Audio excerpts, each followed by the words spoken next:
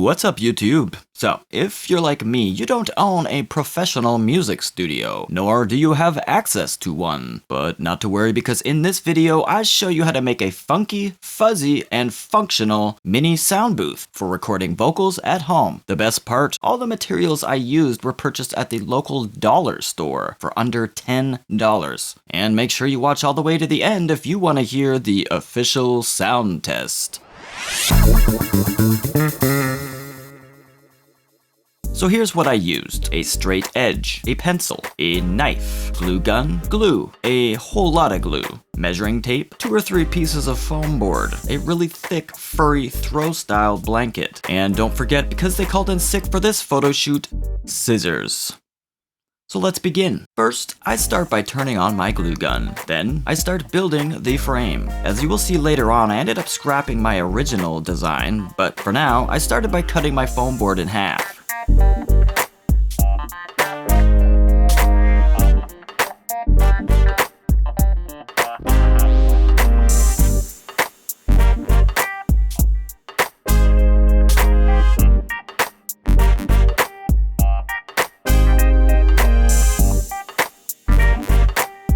I then measured and cut each panel into 2 by 15-inch pieces.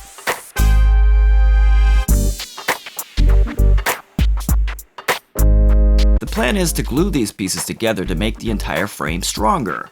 Of course, there are other ways you can make the frame, i.e. out of wire. You can staple together pieces of wood. You can even make it out of dinosaur bones. But in this video, I wanted to prove that you can make a mini sound booth that looks way cooler, costs way less, and probably sounds way better than any other DIY sound booth you've seen. Oh, and in case you're wondering, yes, that is a hospital bracelet on my wrist. I have a bruised rib. Don't ask how. Next, I glued 3 of these pieces together to make this foam board hella strong.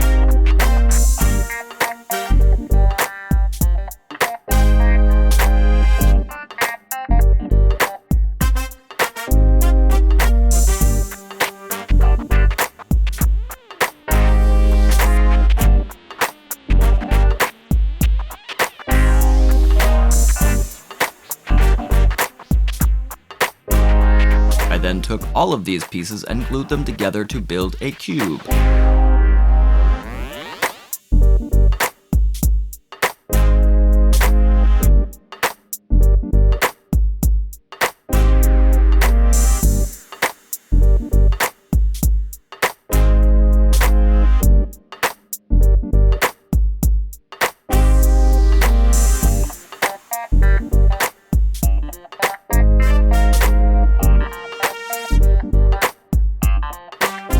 Essentially what I'm doing here is building a hollow frame. Why?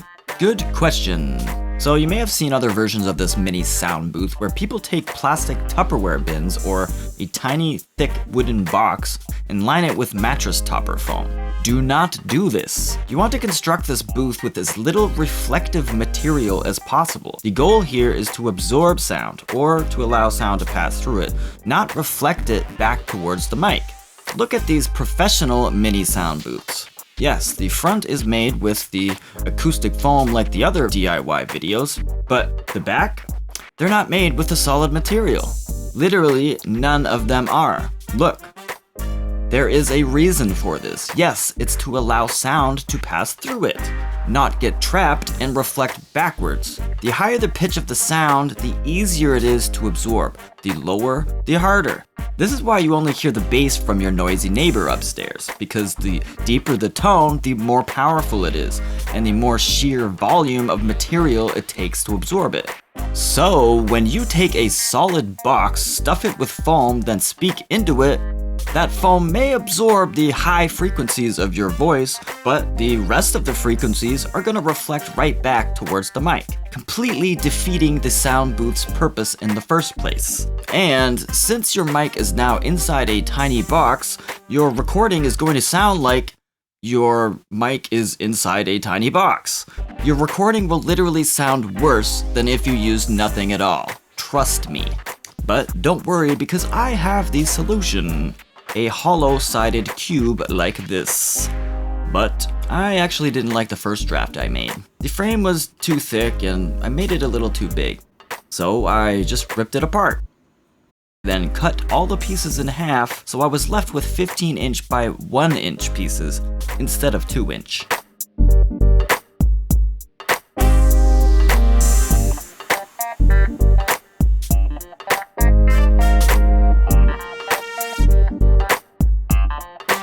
And for this new and improved version, I needed 12 of them.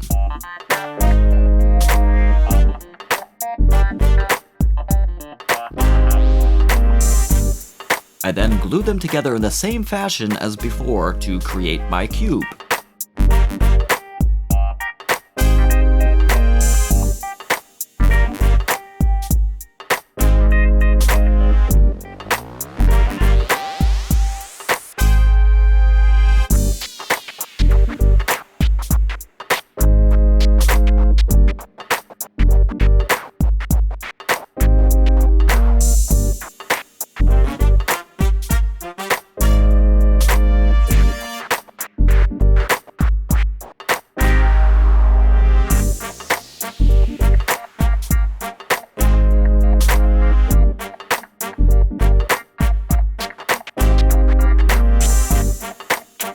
When I was finished, I ended up with something like this.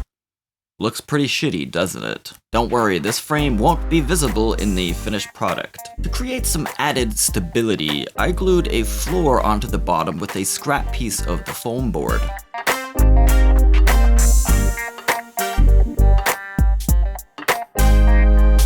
And a quick side note, if you want to create a super easy, cheap dollar store pop filter to complete this setup, check out this video card link.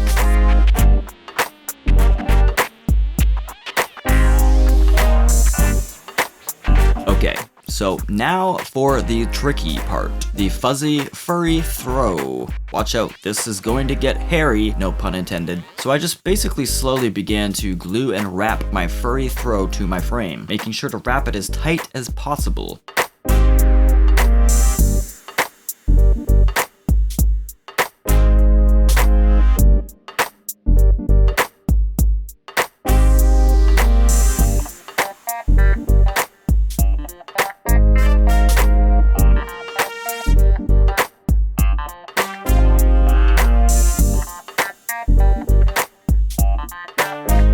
Once the outside was finished, I doubled it up on the inside.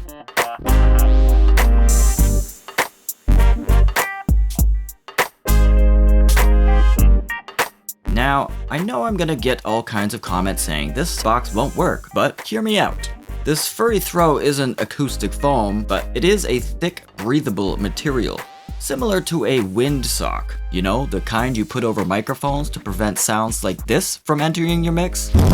See, this material acts more like a buffer in between your mic and whatever echoes are bouncing off of in your room, distorting your recording. Even if your voice goes through the material, hits the wall, and bounces back, it has to travel through the material a second time in order to hit your microphone.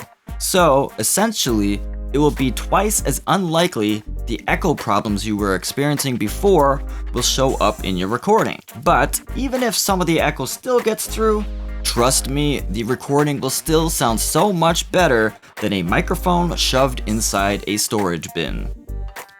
Not to mention, look at how sexy this thing is. It looks like it's straight out of a 70s porno. I kinda wish I bought a purple throw instead of black. And if the sex appeal and functionality wasn't enough, it literally cost me like $7. And that's Canadian dollars, which is like 5 American cents. Still not convinced? This is where you can get creative. You can also attach chicken wire to the frame before doing this to make the walls more sturdy. You could line it with acoustic foam if you wanted. You could even build a box and poke 1,000 holes in it before adding the foam. I don't care what you do. The point is, don't build a mini sound booth out of a solid material like a wooden box or a storage bin, unless you build a really large box and stuff it with like 10 inches of acoustic foam on each side, which is gonna take up most of your desk space and look utterly ridiculous.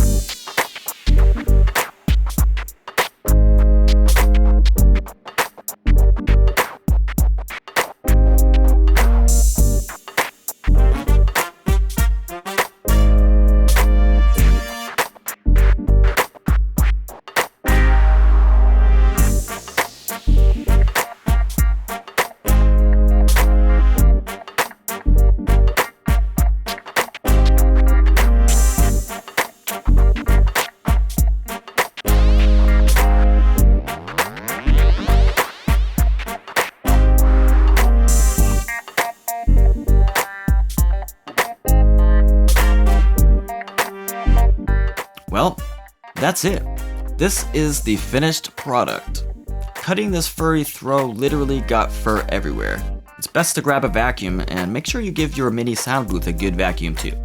But there you have it, a super funky, furry, and functional mini sound booth. You can be proud to show your mother. All that's left to do now is perform the sound test.